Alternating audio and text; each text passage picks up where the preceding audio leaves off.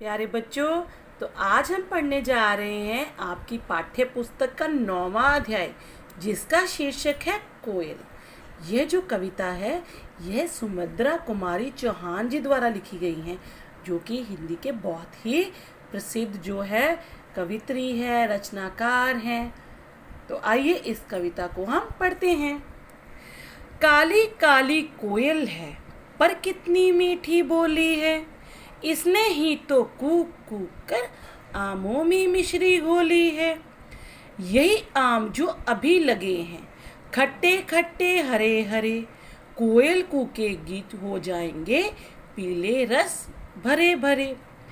कहते हैं कि जो कोयल होती है, ये आपको पता है ना कि जब आम लगते हैं तो उसी मौसम में हम लोगों को दिखाई देती है। तो कहते हैं कि कोयल देखो कितनी काली है, लेकिन इसकी जो मीठी है, इसकी जो वाणी है, कहने का भाव जो कोयल कूकती है वो कितनी मीठी है कि उसकी जो मिठास होती है वो मिश्री की तरह है, जो आमों में घुल जाती है और आमों को मीठा कर देती है। और जो आम अभी अभी लगे होते हैं, देखो जब आम लगते हैं तो वो कितने खट्टे और हरे हरे रंग के होते हैं। तो कहते हैं जब कोयल कूकती है तो अपनी मीठी वाणी से वो इनको पीला कर देती है, यानी कि इनको पका देती है और इनमें रस भर देती है और ये मीठे मीठे हो जाते हैं। हमें देखकर टपक पड़ेंगे, हम खुश होकर खाएंगे, ऊपर गाएगी कोयल, हम नीचे उसे बुलाएंगे। कहते हैं कि जब आम पक जाते हैं तो वो नीचे अपने आप ही गिर पड़ते हैं, तो जिसको हम लोग खुश होकर खाएंगे। और कहते जब पेड़ों पर जो कोयल है वो बोलेगी, तो जैसे बच्चों की होती है कि कोयल की आवाज़ के साथ वो अपनी भी कोयल की तरह आवाज़ निकालने का प्रयास करते हैं, बिल्कुल वैसे ही कहते कोयल पेड़ों पर गाएगी और हम उसको नीचे बुलाने का प्रयास करेंगे। कोयल कोयल सच बतलाओ, क्या संदेशा लाई हो, बहुत दिनों के बाद आज फिर इस डाली पर आई हो। इसमें बोल रहे हैं कि कोयल सच बताओ कि तुम कहाँ से आई हो इतने दिनों बाद, कौन सा संदेशा लेकर आई हो हमारे लिए। और देखो आज तुम जो है ये आमों की डाली यानी कि टहनी पर आकर बैठ गई हो।